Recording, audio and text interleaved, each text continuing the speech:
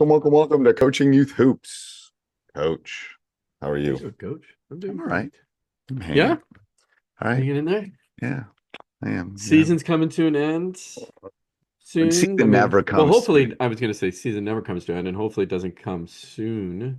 I wish the But I mean, season came to an end. you're in the back half of the season, I should say. You Yeah. have Um, the your state championship would be when? March When March what? 22nd.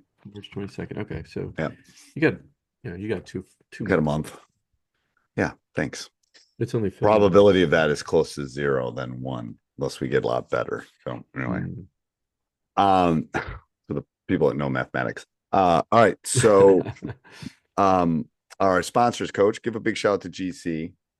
Yeah, coaches, check out gc.com/coaching youth hoops. It's one of those apps that I use every game to record player stats. And it also allows family members, no matter where they are, to tune in, see the games, see their favorite player. And now, the recent addition is you can create a highlight reels. Players can create them, coaches can create them, share with the team, highlight any situation that you're looking to improve upon, use it as an instruction in practice. So go check it out, gc.com/coaching youth hoops. All right. Oh, we want to talk about our practice planner too, or practice. Yep. Yeah. Yeah. Yeah, we launched a practice plan builder. Answer a few questions and magic happens. We spit out a practice plan based on your needs. We also provide some recommendations on how you can improve your players and your season. But you get a full season of practice plans just by answering a few questions, leveraging our years. I won't say how long because that'll age A us. lot. Years of basketball experience. Go check it out. Go to coachingyouthhoops.com for all the details. Look under products and look for the practice plan builder there. All right. I agree. All right. So what are we talking about today, coach? Post-season evaluations. What do you do? What do you say? What's the purpose? This is player evaluation. So Player we can say, evaluations. hey, do you send out a coach evaluation too? Yeah. So what are you talking about? The seasons. So describe to the listener what you're talking about. The So season's we're over. at the end of the season's over. You're doing a recap with your players. You might do individual evaluations. Here's what he or she did great. Here's what they need to work on. And then of course any opportunities you have or any, like for example, if you want to do a shooting challenge, right, in the off season, have that ready and ready to share as well. So what is on that post-season evaluation for your parents So for the parents to read about and the the kids? player Yeah, and the the parents kids. and the kids, of course, to get better. Yep. Um, so I think you got to break it up into different skill sets. Hmm. Um, when I used to do these, I used to have strengths and I forgot the exact wording. It wasn't weaknesses. It was like skill development kind of things or Hmm. something like Yep. that. I don't remember the exact wording I used to have, but I would always start the sheet with positives, you know. Sally does this well, this well, this well. Okay. And Hmm. then we'll have points at which they can improve on them. And then points that they have to get better at. Maybe they're not great free throw shooters. So here's free throw Hmm. shooting. And then usually what I do is I would always put some things that they could do on there. Like, so I not only talk about strengths Yeah.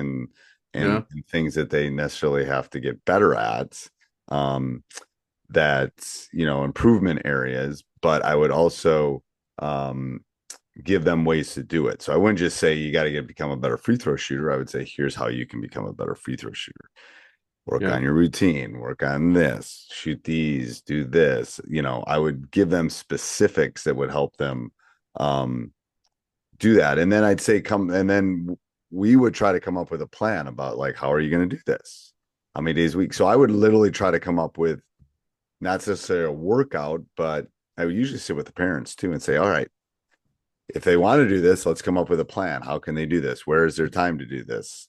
Do you have your own basket? Is there a park close by? Blah, blah, blah, blah, Yeah. to try to give them the tools to go out and do it, not only the recommendations, but the tools. And Some things they it, couldn't work on because some would have been maybe help side defense or I right, don't know, right. some other Yeah. things, but a lot of But it it's can something be good to different. highlight, even if Yes, it's not a yes, team, right? yes. Yeah. Uh, or if it's a team exercise that they need to improve upon. Uh, would you use the same evaluation sheet that you use to evaluate the players on day one? No, it was a little different, Hmm.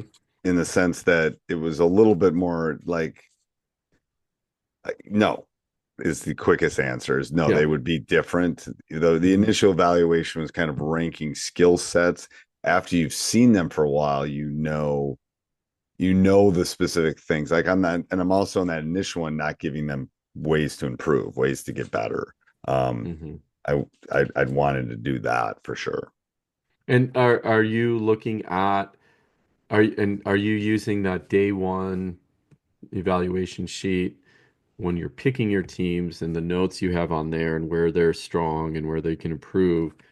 And then also, I know it's a lot more work, but then comparing that to, yeah, you got better in this category. You started here on day one and now you're here. You went from a one to a four. For sure, for sure. And it's Yeah. like, and then I would keep it from year to year. So again, Mm, this is it's a little different. I tend to be a little bit more straightforward with my high school kids and with my youth kids as far right. as, where you are in the pecking order, that kind of stuff. This is more, it's a developmental. That's right. Yeah. So I'm really trying to develop them. And some of them, it was just keeping their emotions in check and not getting mad with fouls. And there were some other things that for sure I was discussing rather than necessarily always talking about, yeah, anyway, it wasn't always X's and O's or basketball related. Sometimes it was, but Not always. Yeah. Yeah. Interesting. Yeah. Uh, that is one area I think at the youth level I need to do a better job on and to provide because I think it is extremely helpful for a lot of those players who are, they do want to get better, right? They love basketball and they want to know, it always comes to how can I get more playing time, right? If they're not playing, and then those evals really help in the postseason, give parents an idea of where their child is at. Maybe and hopefully, you build trust with the parents that they trust the evaluation, right, right? right. Which, again, we always have higher, we always see our kids through rose-colored glasses, let's put it that way, We do right? For the most part. for the And most we part. want them to succeed, and we don't, of course, right? And there comes a time, though, not that we want to talk about, and this is not what the focus of the podcast is, though. We just had situations where it's like, where parents are chasing name They're brand teams, well, right? they're chasing their own dreams Yeah, rather than the so kids' dreams too. But that's a whole different topic. yeah, exactly. Yeah, But these evaluations help, and I think it's important to do them. It provides information as long as they're done in a constructive way. Uh, so, no, right? So, I love that. Yeah, I love yeah. that. Anything else with evals that you do? I mean, I personally think it's important for not only the student or the player, but the parents to be involved because I want them all to hear. I don't really love this comparison, but it's kind of like a parent teacher conference. It Like is. Yeah, it no, is, totally. Yeah, it's like yeah, here we yeah, yeah, go, yeah, yeah. and Yeah. we got to work on our multiplication tables a little bit. Well, it's the same Hmm. thing. They tend to the at least the student athlete tends to be a little bit more focused in the postseason basketball one than they Yeah, do maybe sometimes in the parent teacher conference when you're talking about social studies or math class, right. Yeah. because they Well, loved it. They want to do I well. Yeah.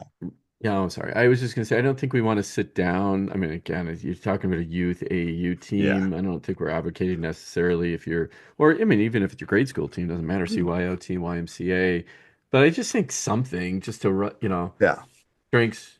areas of improvement, Right. and maybe something nice to They say can be about the informal too. Not all mine were formal. They can be yeah, very informal. Like, hey, they come to pick them up. I gave them right. this, and we highlighted these Yeah. couple things. If you want to talk about it more, we can. I mean, Yeah, again, you know your exactly. teams better than we do, but it can kind of fall into that window for sure. And I think that if it get, CYO or grade school might be a little bit different, but if you're an AU operator, those evaluations might be a welcome thing to retain players as Right. well. Yeah, So, I yeah. agree. I agree. All right. Anything else, Coach? Yeah, coaches, go check out gc.com/coaching youth hoops. Film don't lie. GC will help with that. You can see game breakdowns. You can take stats to make these evaluations a lot easier at the end of the year. You can show, you know, all kinds of information about your player, areas of improvement in there as well, in those stats. So gc.com/coaching youth hoops. All right. Till next week. Till next week.